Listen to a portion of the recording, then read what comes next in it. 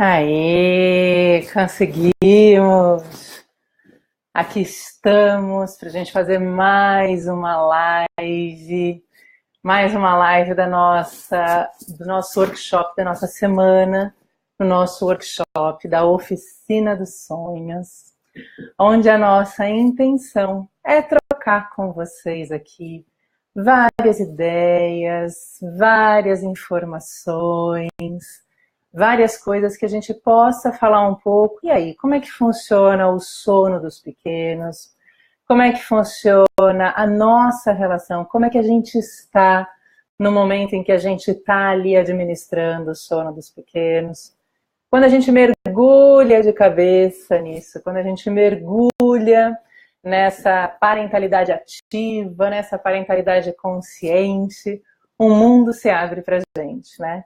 E dentro dessa oficina dos sonhos, cá estamos, para que a gente possa trocar essas coisas, para que a gente possa trazer essas ideias todas aqui. E aí, como é que a gente vai estar lá, noite a noite, com as nossas crianças, com os nossos pequenos, tentando entender o que acontece, tentando entender como funciona, que fase que está meu filho, o que eu posso fazer, o que está acontecendo, no momento em que essas coisas estão acontecendo, o que está acontecendo, o que se passam com essas crianças, para a gente poder ter aí ideias, né, do que a gente possa fazer, porque a gente não nasce com manual, o filho não nasce com manual, e é um exercício diário, né, a gente conseguir exercer esse tete-a-tete ali com as crianças, a gente conseguir ler as crianças, a gente conseguir se ler no momento em que a gente está com as crianças, é fundamental ali, é determinante que a gente tenha um caminho, às vezes, algum norte para a gente poder seguir, né? Algumas ideias que ajudam a gente a passar por esse processo, a cursar com tudo isso. Então, isso é muito importante, né? E para isso que a gente está aqui. E daí eu tô vendo aí que já está o Cadu, já está a Valéria, vocês estão conseguindo me ouvir bem? Tá bom o áudio? Vocês estão conseguindo me escutar? Tá tranquilo? Se tiver ruim, se a imagem, às vezes a imagem aparece com delay aqui para mim, vocês vão me avisando, a gente vai ajustando, mas hoje não tem como dar muito chabu nessa live, não tem como as coisas poderem dar chabu nessa live. A gente está tentando fazer a coisa mais tranquila possível em termos de live no Facebook. Vamos que vamos. E hoje, né, a nossa proposta da gente estar aqui nesse vídeo, da gente estar aqui conversando, dentro dessa nossa ação, na promoção do workshop da Oficina dos Sonhos, a nossa intenção é a gente trocar aqui. Bem, se a gente está falando que filho não nasce com manual, que pai e mãe não nascem com manual, e que a gente precisa colocar essas crianças todo dia para poderem dormir, quais são algumas diretrizes, quais são alguns pontos que são importantes da gente considerar quando a gente está ali com os pequenos ou quando a gente está pensando em estabelecer um sono de qualidade para essas crianças, né? Então, dentro do nosso programa, dentro da oficina, a gente aprofunda tudo isso de várias maneiras, de várias formas, mas a ideia aqui é a gente poder trazer pelo menos 3 pontos, né? Numa questão pontual, mas que ela dá margem para a gente começar a estabelecer quais vão ser as estratégias que vão funcionar para a gente, né? O que a gente faz que acontece para a gente, o que a gente faz que dá certo para a gente. Mas se você souber desses 3 pontos, esses 3 pontos você pode ajustar de algumas formas no seu dia a dia, na sua rotina, na sua organização pessoal, na história, nesse contexto familiar que é tão único, que cada um de nós tem de uma maneira. Então, para a gente poder deixar esses 3 pontos aqui, a gente vai partir que são fundamentais 3 elementos para a gente conseguir estabelecer uma qualidade de sono para as crianças. Criança aprende a dormir, né? Elas não vêm ali onde a gente liga um botão e elas saem dormindo de uma maneira organizada. A gente tem que ensinar os filhos da gente a dormirem. E como? O que a gente tem que considerar na hora que a gente tem que ensinar essas crianças a dormirem? Desses 3 pontos que a gente tem que considerar, a gente vai ter que pensar numa questão que é um ajuste físico, é o ajuste fisiológico. O sono ele é altamente dependente de um ajuste fisiológico do organismo para poder acontecer. eu tenho uma reação em cadeia no meu sistema físico, de uma forma geral, que essa reação em cadeia, ela vai estar acontecendo. Acontece um elemento, isso me ajuda a induzir um pouco do sono. Outro elemento, isso me ajuda a induzir um pouco do sono. Então, eu tenho que ter toda uma organização física do meu organismo para esse sono poder acontecer. E a gente já vai mergulhar um pouco nisso. Outro ponto fundamental para um sono poder acontecer, se o sono é aprendido, a gente vai tentar começar a induzir, a gente vai ensinar esse corpo quais são os sinais que ele tem que prestar atenção para que ele comece a puxar o sono para o sono poder acontecer. Então, a gente vai condicionar isso. Então, tem todo um aparelho psicológico, cognitivo, que a gente condiciona o nosso organismo a ativar toda a nossa resposta física para anunciar para o nosso corpo que está chegando a hora de dormir. E a gente ensina isso para as crianças, a gente pensa no que a gente tem que fazer para isso poder acontecer. E outro elemento que é determinante, que vai ser importante sobre a questão do sono, é a gente conseguir ter um ajuste socioambiental na questão do sono. Então, sim, tem um fator extra criança que determina a questão do sono. Como nós, que somos adultos, valorizamos? Qual que é o valor que a gente dá para essa questão do sono?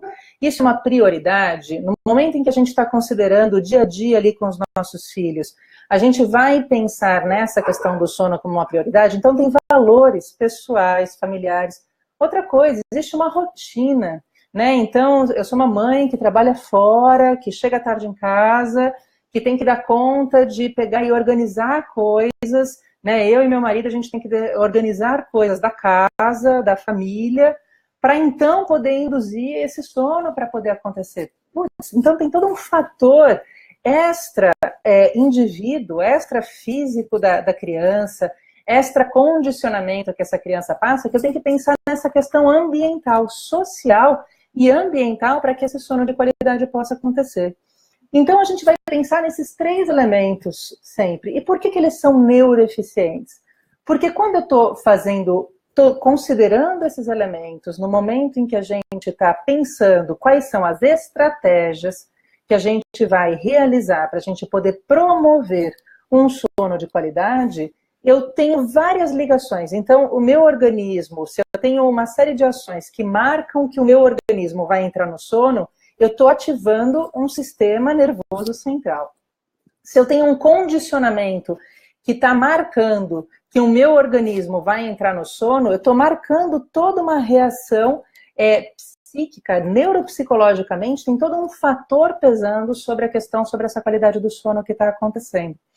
E, além disso, quando a gente está pensando nessa relação socioambiental, eu também tenho elementos nesse sentido que fazem uma ativação de uma porção, nesse sentido, de uma cognição, até mesmo de elementos mais sociais que vão estar sendo embutidos nesse processo. Então, todo esse conjunto sempre vai ter uma proposta ali neuroeficiente para poder acontecer.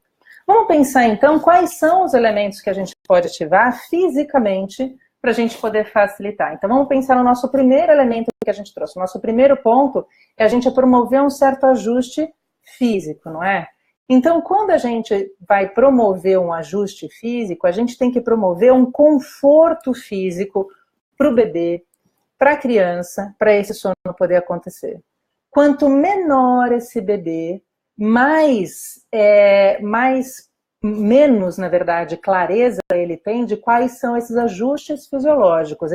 Esse organismo, nesse começo da história, ele não tem, na verdade, um ritmo estabelecido que já vai marcando tudo isso para poder acontecer. A gente tem uma janela aí, que é uma janela que ela dá uma boa bagunçada nessa história no primeiro trimestre, ou até nos primeiros 4 meses do bebê, que é onde ele vai começar a sentar a poeira, começa a cair a ficha de que ele saiu da barriga e ele está num mundo extrauterino. Então, eles vão organizando os esquemas corporais, vão organizando um pouco mais essa relação para que eles possam, então, começar a entender que eles estão nesse mundo extrauterino. Esse primeiro momento, esses primeiros 4 meses, você tem muita dificuldade de ter clareza desses ajustes, do que induz, do que não induz. É um período muito experimental, tanto para os pais quanto para as crianças. Isso fica um pouco delicado na fase do puerpério. Então, nessa fase em que a mãe saiu do processo gestacional, deu um choque ali, porque tirou um monte de substâncias que estavam muito ativas durante a gestação. Nessa fase do puerpério fica mais delicado. A gente tem ali mais ou menos uns 2 meses, 3 meses de grande impacto nesse funcionamento materno, mas vão se ajustando algumas coisas e com paciência, com ambiente que ajude, que seja bastante acolhedor, o ambiente já entra aí, todo um esquema, uma rede de apoio que ajude a mulher e o bebê passarem por esse puerpério ajuda.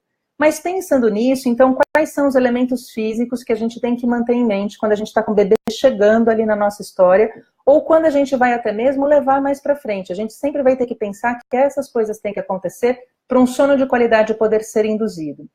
Uma das coisas é a gente conseguir ter um ajuste da temperatura corporal. O nosso corpo ele tem que estar fresquinho, ele não pode estar com frio demais, nem com calor demais, para a gente conseguir dormir gostoso. Né? A gente que é adulto sente isso de sobremaneira. Se a gente está com frio ou se a gente está com calor, a gente acorda. Né? Agora imagina um bebê que ainda depende muito mais da gente. Ele acorda e chora, ele acorda e se irrita, ele acorda incomodado. Então a gente tem que conseguir fazer essa temperatura corporal e a temperatura do ambiente ajustadas ali, gostosas, para que esse sono possa acontecer. Uma das coisas que é facilitadora de um ajuste da temperatura corporal é um banho gostoso, que tem uma dupla função. Ele relaxa o organismo, então ele relaxa a musculatura, distensiona esse corpinho, e além disso dá uma baixadinha na temperatura corporal do bebê. Isso começa a colocar esse bebê para um estado muito mais gostoso, muito mais induzido para isso. Outra coisa que a gente tem que considerar é que esse bebê tem que estar bem alimentado. É muito ruim, muito difícil a gente dormir com qualidade, com fome. Então, sim, esse bebê vai ter que estar bem alimentado, essa criança vai ter que estar bem alimentada para conseguir dormir gostoso. Então, ajuste da temperatura corporal, ajuste da temperatura ambiental para manter uma temperatura corporal gostosa. O bebê está bem alimentado e o bebê está limpo nesse sentido. Então, se você deu banho ali, o bebê pegou, tá com a fralda suja, não vai rolar. A gente tem que deixar ele gostoso para isso poder acontecer. Pensando nessas questões físicas bem pontuais aqui para a gente poder citar e para a gente poder pensar. Então, esses são vários gatilhos fisiológicos que a gente pode induzir.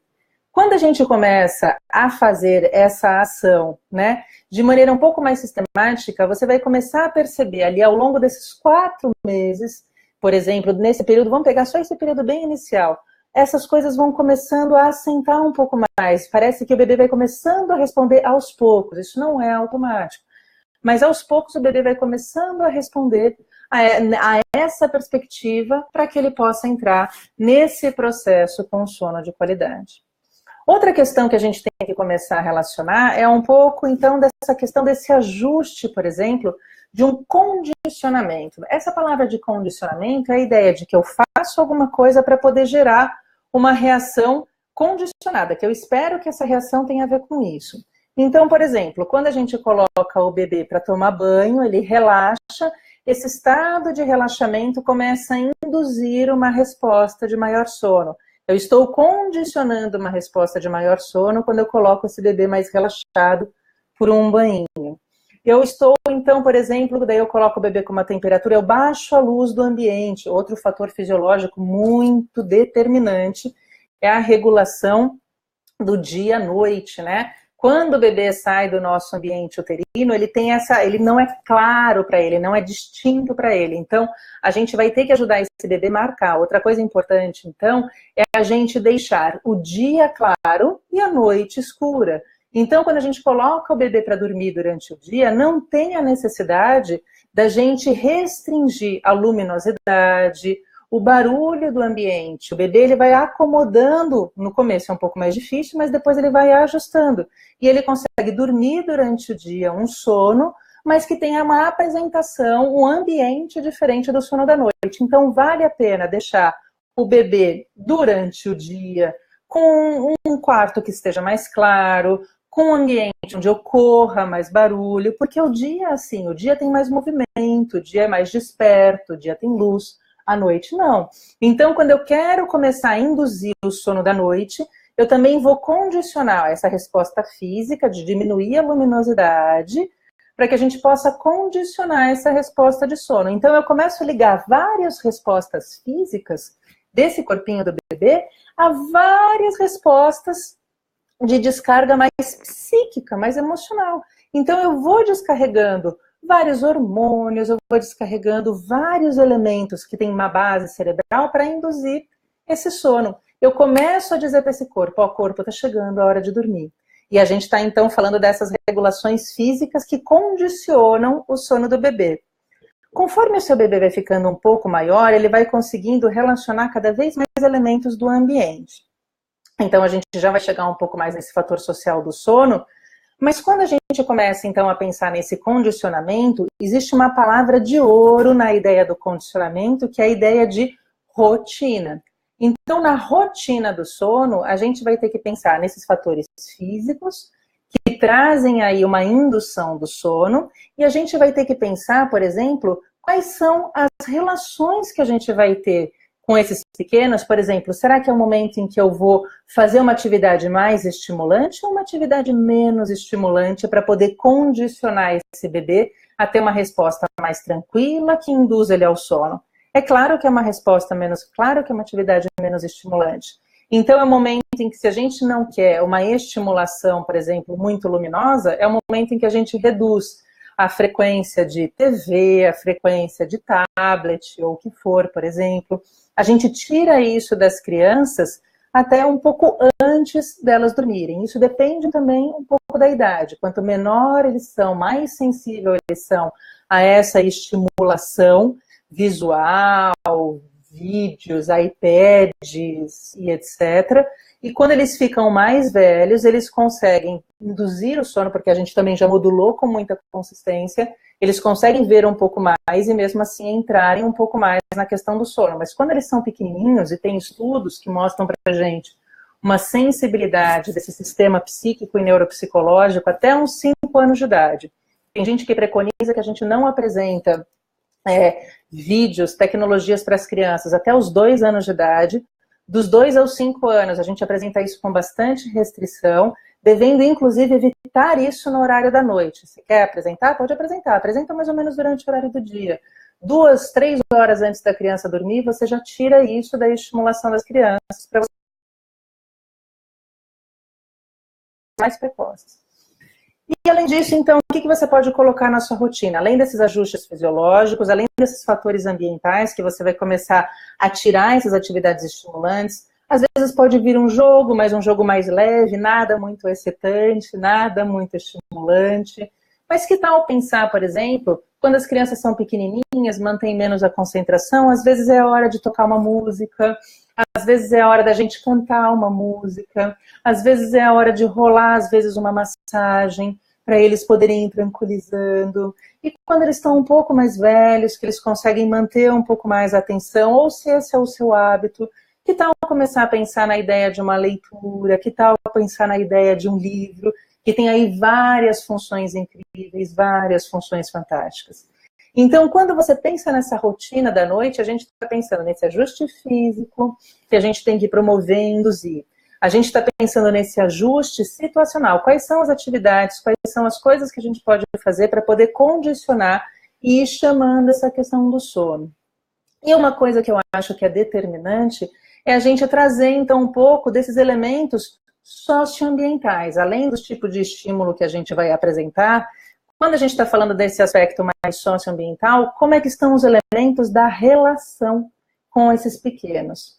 Eu acho que mesmo que a gente tenha um padrão, mesmo que a gente saiba qual é a rotina que funciona, mesmo que a gente tenha ali várias cartas na manga, o nosso vídeo 2 no workshop da rotina, o nosso vídeo 1 falou da gente observar, né? Da gente parar, observar, conseguir tomar consciência do que está acontecendo e empatizar para poder reagir com as crianças. Isso na hora do sono, isso na vida com as crianças.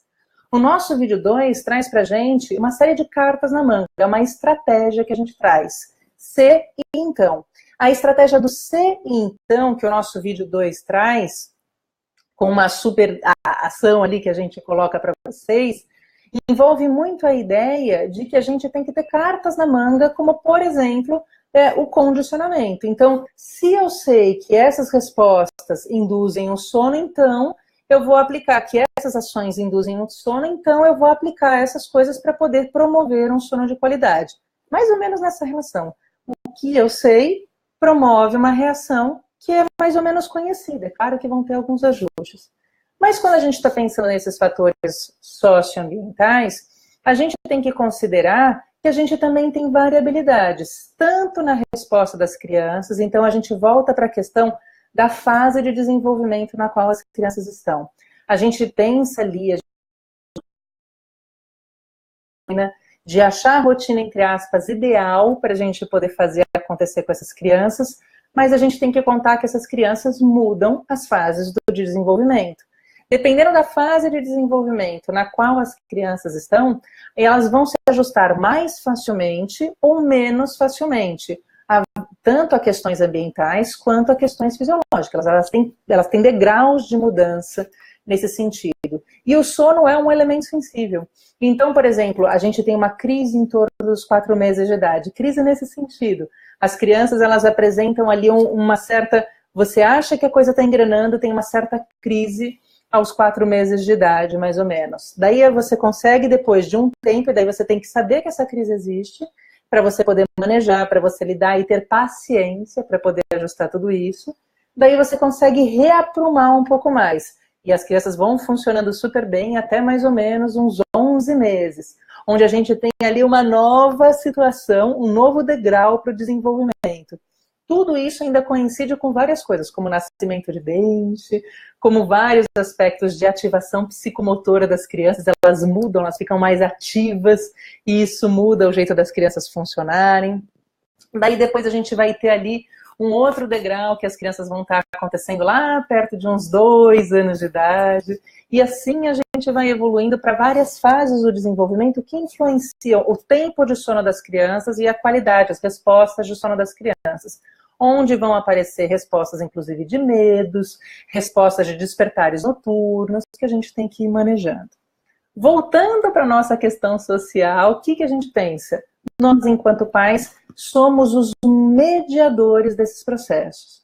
Então, nesse sentido, essa nossa ação extra corpo do bebê, extra cognição, pensamento do bebê, somos nós mediadores, atuando como reguladores desse processo.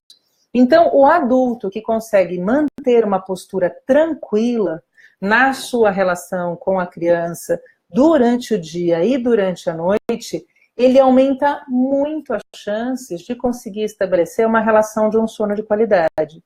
O adulto que consegue estar mais consciente, sabendo um pouco mais de como é que as coisas funcionam, ele fica menos ansioso nas respostas de uma forma geral a essas necessidades das crianças. Porque, não, tá, eu acho que pode estar acontecendo isso, vou tentar entender para então poder reagir e essa reação acontece com mais tranquilidade.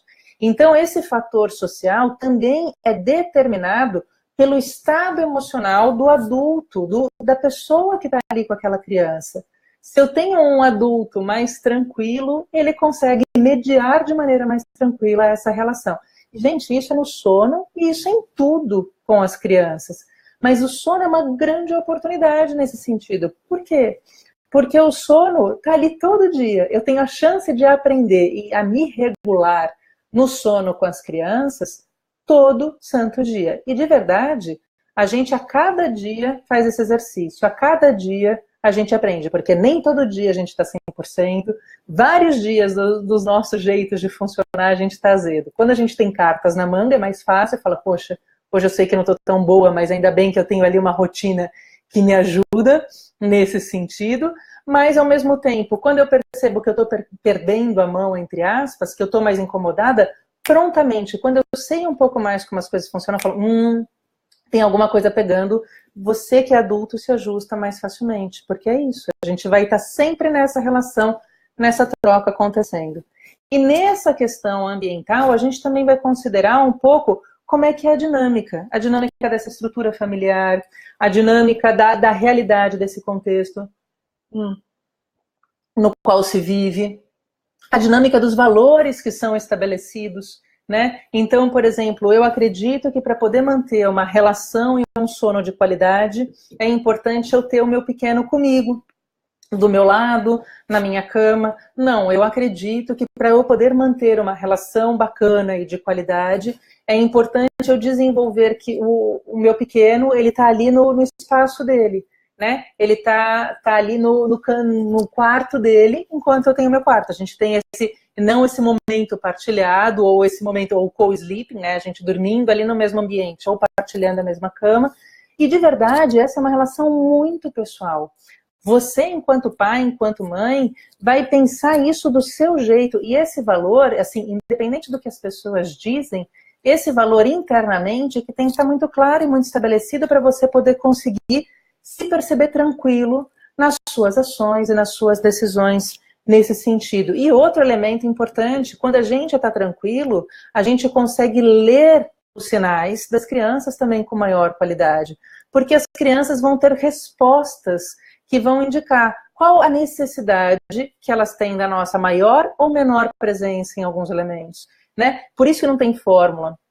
Tem uma grande amiga, Elizabeth Teixeira, que ela fala, que é psicóloga, e ela fala que a gente não cria filho no atacado, a gente cria filho no varejo, né? E é verdade. Então, cada criança vai ter uma resposta com as suas necessidades individuais, né? Com alguns elementos físicos, com vários elementos psíquicos, né? Desse elemento mais cognitivo, né? E cada contexto vai ter a sua realidade social.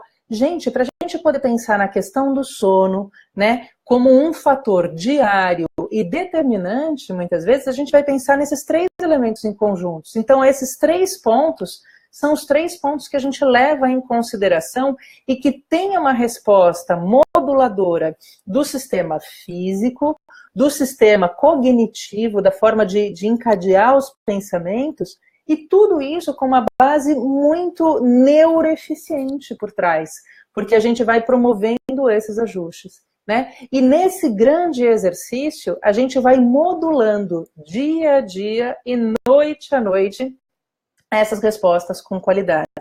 Tudo isso também tem que ser pensado e considerado de acordo com a fase em que os pequenos estão, para a gente poder retomar. Então, porque dependendo, se o pequeno está numa determinada fase, esses 3 elementos vão estar sendo considerados de um jeito. Se o pequeno está numa outra fase, esses outros elementos podem ser considerados de outro jeito.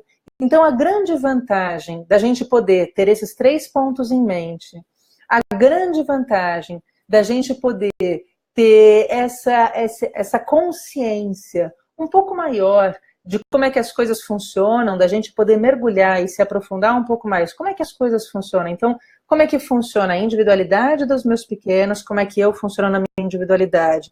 Quais são os elementos que a gente pode partilhar? Quais são os conhecimentos que a gente pode ter para que a gente possa estabelecer de maneira ativa essa relação para que isso possa acontecer?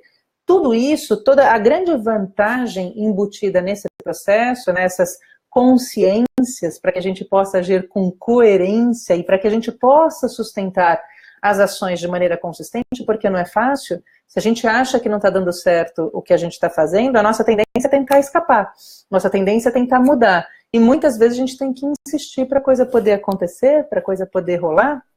Nesse sentido, a grande vantagem é que quando a gente conhece um pouco mais, quando a gente entende um pouco mais disso tudo, a gente consegue ter mais segurança nas nossas atitudes parentais. E essa relação que traz uma maior segurança, quando eu me sinto um pai e uma mãe mais seguro, eu consigo inclusive estabelecer de maneiras mais seguras os vínculos, as relações com os meus filhos. Eu consigo me posicionar, se eu me sinto uma mãe ou um pai mais seguro, eu sou menos suscetível às variações e aos juízos ambientais, que a gente é tão sensível em vários momentos da maternidade, né? Às vezes é um exercício muito solitário, a gente não tem a clareza se o que a gente está fazendo agora vai dar certo, tá certo?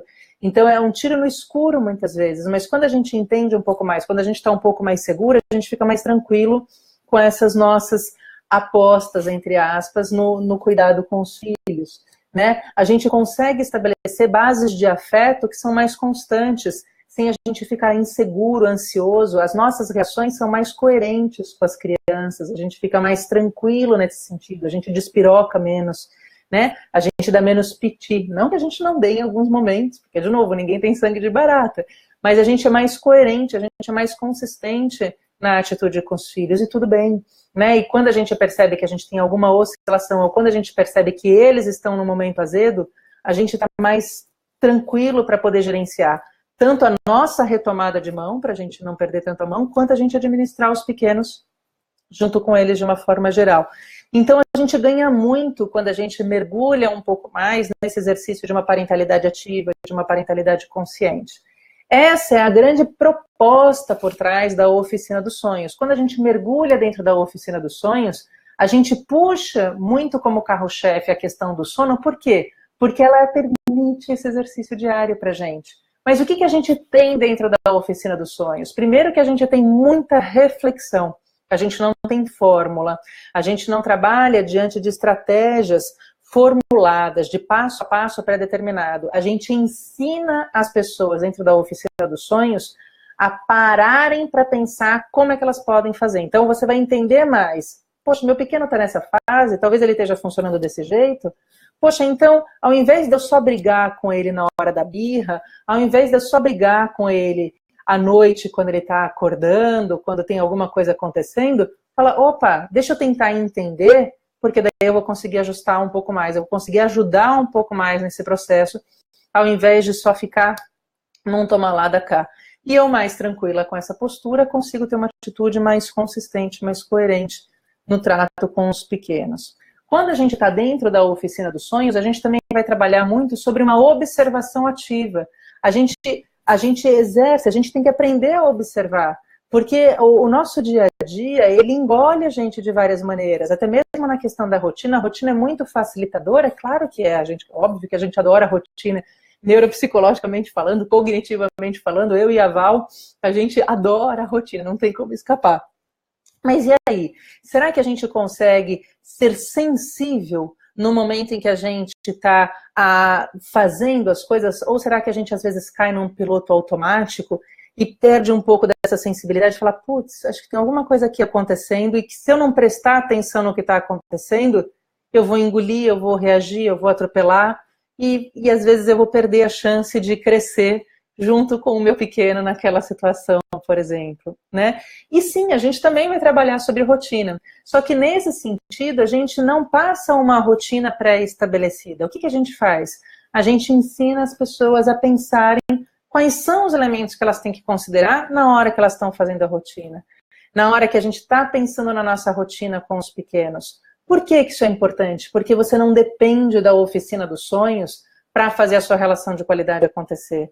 Você depende de você depende da sua observação ativa, você depende das coisas que você é capaz de metabolizar, introjetar, perceber no dia a dia de vocês, porque é isso que faz diferença. De verdade, quem está lá no dia a dia, na noite à noite, são vocês, né? E cada dia é o dia da gente poder criar uma relação, da gente poder construir ali um novo degrau na nossa relação com os pequenos. E promovendo esse começo da história, parafraseando aqui O Começo da Vida, que é um filme incrível, que a gente também adora de paixão aqui no Bom Pra Cuca, né? A gente modulando com qualidade o começo dessa história, a gente ajuda e muito o desenvolvimento de uma grande história para essas crianças. Então, por que não aproveitar esse nosso momento, por que não aproveitar essas questões e fazer desse exercício, né, dessa parentalidade ativa, dessa parentalidade consciente. Tudo aqui dentro do Bom Pra Cuca tem uma proposta psicológica, pedagógica, muito embasada em aspectos de neurociências, mas sem muito blá blá blá. A nossa ideia é a gente colocar isso para funcionar no dia a dia. A nossa preocupação é como é que a gente traduz isso que a gente sabe, que quando a gente chega num treino parental, o nome técnico do que a gente faz aqui no Bom Pra Cuca, dos pais, é treino parental, né? Então, nesse treino parental, nesse empoderamento dos pais, e aí, como é que a gente sai dessas histórias todas e consegue colocar isso para funcionar no dia a dia? E mais do que isso, por que isso funciona? A gente não é só um reprodutor de ideias, a gente é um construtor nesse processo todo. Nosso vídeo 3 da oficina, do workshop gratuito da oficina, fala desse processo de construção. Por quê? Porque a gente é uma parte ativa nesse processo, a gente junto com as crianças. Então, nessa troca, a gente constrói vínculos, relações, saúde mental, saúde emocional, saúde social, tudo com muita qualidade. Então, nessa nossa live de hoje aqui, é para a gente poder pontuar esses 3 pontos. Quais são esses 3 pontos, então, só para a gente poder fechar nesse resumo? Poxa, a gente poder pensar que para um sono de qualidade poder acontecer com essa pegada bom para cuca e toda essa reflexão que a gente coloca aqui, é isso, um sono de qualidade para ele poder acontecer, ele tem que acontecer num ajuste físico e fisiológico. O corpinho do bebê tem que estar favorável para o sono poder acontecer. Ele tem que ter um ajuste cognitivo no sentido da gente começar a fazer esse corpo e essa cabeça de bebê entender que se um banho gostoso acontece, esse banho gostoso que acontece no final do dia vai começar a colocar o meu corpo num estado de maior relaxamento. Na hora que eu estou lendo um livro, na hora que eu estou fazendo a massagem, eu estou colocando um corpo num estado de relaxamento para que ele possa induzir a questão do sono. Eu vou ensinando esse corpo, eu vou ensinando essa cabecinha de bebê, de criança, a aprender a dormir. E a gente sustentando isso, a gente leva isso inclusive para a vida adulta. A gente tem aí um momento que se consolida, pensando nas teorias que são mais elásticas, tem teorias que falam de períodos menores, mas as teorias que são mais elásticas, que a gente usa essa proposta teórica dentro da Oficina dos Sonhos, a gente constrói com vocês quais são os momentos desses ajustes até os 5 anos de idade. Porque até os 5 anos de idade, as crianças estão consolidando várias bases físicas, psíquicas e sociais. E a gente, até os 5 anos de idade, a gente acompanha dentro da Oficina dos Sonhos quais são as etapas, quais são as ações que a gente pode fazer para poder promover um dia a dia e uma noite a noite de qualidade. Então, nesse ajuste físico, nesse ajuste cognitivo, por meio de condicionamentos, onde a gente marca para o organismo, a gente sinaliza para o organismo que está chegando a hora do sono, e nesse ajuste socioambiental. Quais são as questões socioambientais que a gente vai considerar para esse sono de qualidade poder acontecer? Então, essa live fica aqui para vocês poderem dar uma olhada. E a gente está aqui super à disposição, dentro da oficina, a todo momento, dentro do Bom Pra Cuca. A gente adora papear, a gente adora falar aqui com todas essas ações, com todo esse crescimento que o Bom Pra Cuca veio tomando.